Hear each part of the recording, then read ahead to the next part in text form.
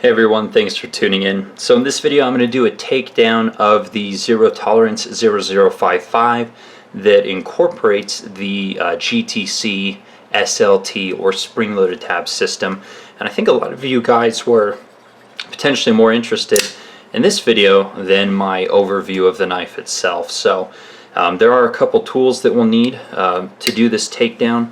We will need a T6 driver, a T8 driver, and if you do plan to take it all the way down, including the spring-loaded tab itself, you are going to need some needle nose pliers or tweezers of some sort. These are some jeweler's tweezers from my watch kit. So anyways, let's get into it. Actually, let me show you guys the SLT system again.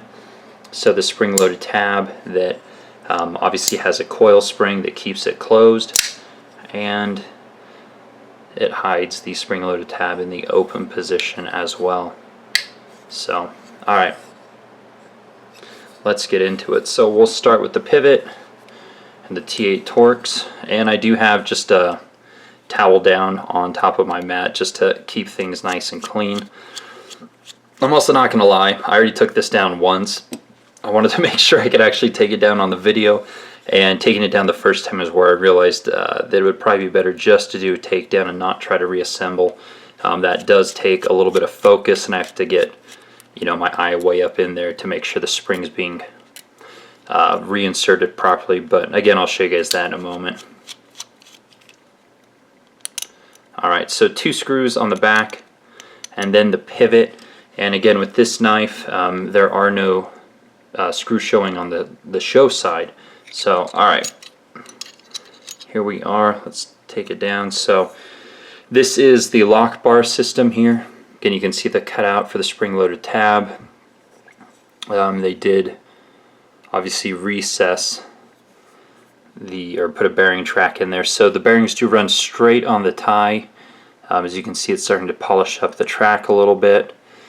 Your stop pin, some heavy skeletonizing, lanyard hole, screw holes, and then the pocket clip, of course. So there's our stop pin. Give you guys a good look at this side.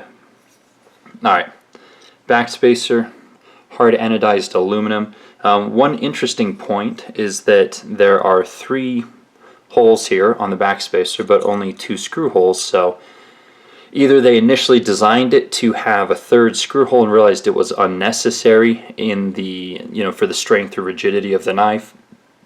Not entirely sure, but 3 screw holes, 1 lanyard hole, and this knife only employs 2 screw holes. So anyways, 3rd one you can't see it obviously when it's put together, so it doesn't really matter.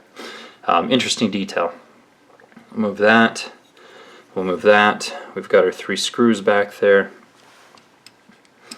Alright, let's take the blade off. And it is a tight fit. Bearing. There we go. Alright, so here's the blade.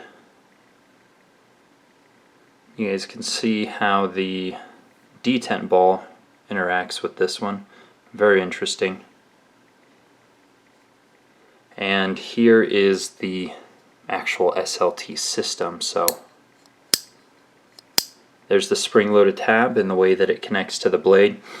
And I do feel kind of bad doing this video. Definitely don't want anyone knocking off the SLT system, but you guys all wanted to see it, so I don't really know that it's avoidable one way or the other. Alright, now here is the track that the SLT system runs in. So you have this very, very large cutout, and that incorporates, again, kind of this big bearing track here. There's a bearing inside, but it allows that to run internally. Some more skeletonizing. Here are where the screws contact, so they run straight into the titanium here.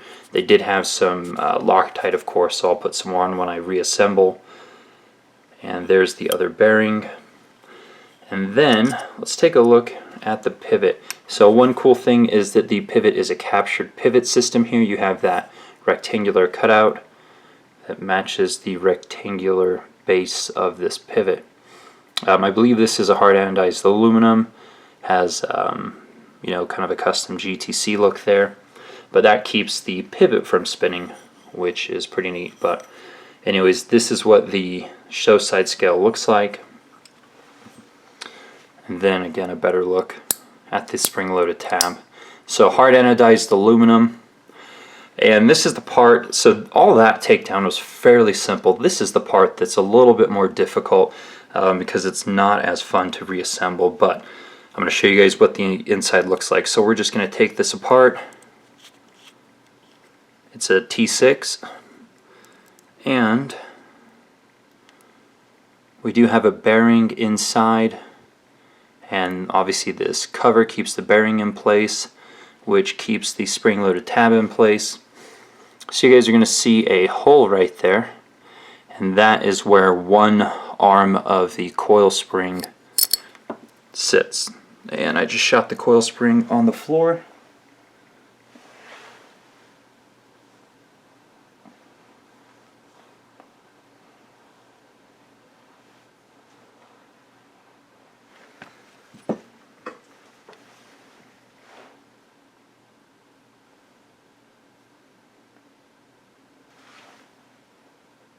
Alright, here's the coil spring. I'm just going to leave that in because that's one of those things that happens when you take things apart that have springs. So here is the coil spring right here. You've got your two arms. One of those attaches here to obviously the tab system, and then the other attaches directly into the blade with kind of an additional pivot here. So this is the part that's a little bit more difficult to put back together.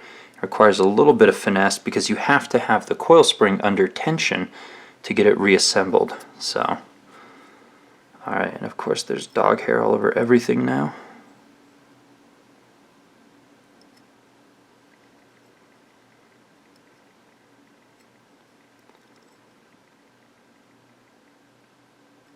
Okay.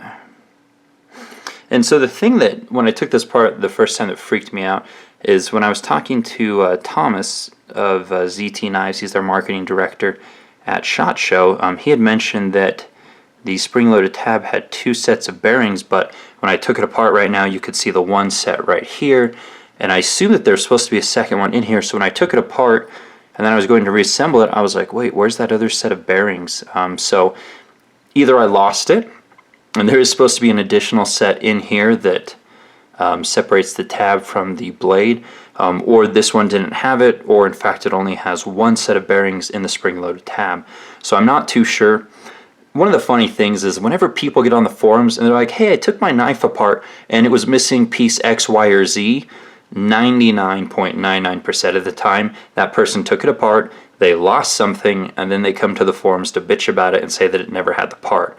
So if there should have been a bearing in here, that's totally my fault, and I lost it, and I don't know what the freak happened to it.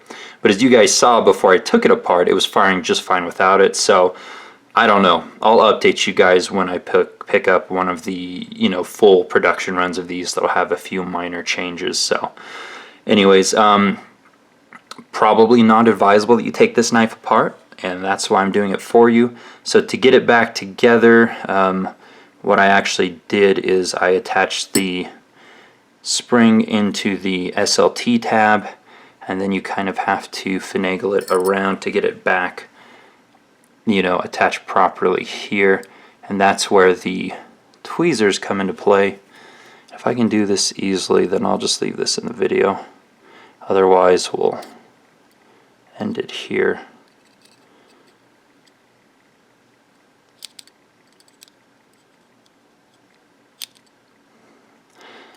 And I am not left-handed, but my struggles are being documented for the good of all.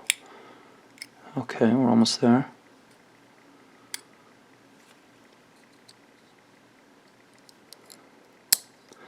Ooh. No? Damn. Almost almost had that one. Alright, let's try one more time. If not, I'm going to have to do this off the camera because again it takes a little bit of finesse to get this thing reassembled properly. But anyways, I gave you guys a good look at all the different parts. I hope it was fun and educational, and I hope that no one uses this opportunity to knock off the SLT system in a production knife. But it would not be the first time that it's happened to knife companies or zero tolerance. So anyways, oh yeah, this will be fun. So in theory, one of the bearings could actually fit in here, I think. But anyways, that is, yeah, I'm just gonna leave it there. You guys have seen, it's easier to do when the camera's out of the way and I can focus on it. But very cool system, very innovative, very fun. A lot of machine work for something that some would deem unnecessary, but again, in times of market saturation, this is the cool stuff that people want to see from companies. They want to see them be innovative. They want to see them do things a little bit different, and it's just fun. It's just a cool system. So, all right, I'm going to end it here. You guys can rip me apart in the comments for being inadequate in terms of reassembling this knife, but we'll see when you get yours and you take it apart. I really do wonder how many of these will end up going back to ZT in little baggies, so do not disassemble your knife. And yeah, I should have probably said that disclaimer at the beginning, but all right, take care guys, see ya.